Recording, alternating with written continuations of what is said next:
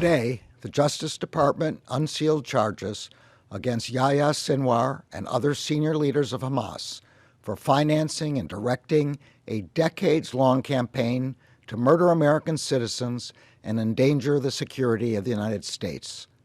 As outlined in our complaint, those defendants, armed with weapons, political support, and funding from the government of Iran and support from Hezbollah, have led Hamas's efforts to destroy the state of Israel and murder civilians in support of that aim.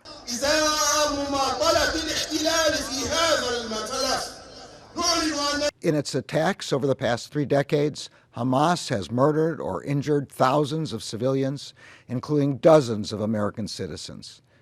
In the early morning hours of October 7th of last year, Hamas, led by these defendants, committed its most violent, large-scale terrorist attack to date.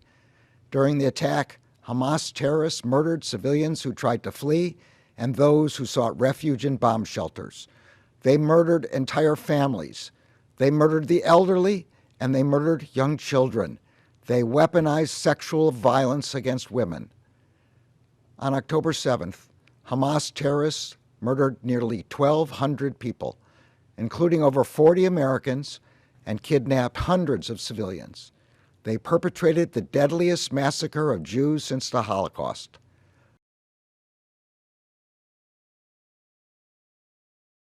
This weekend, we learned that Hamas murdered 6 more hostages, including Hirsch Goldberg Poland, a 23-year-old Israeli American. We are investigating Hirsch's murder and each and every one of the brutal murders of Americans as acts of terrorism.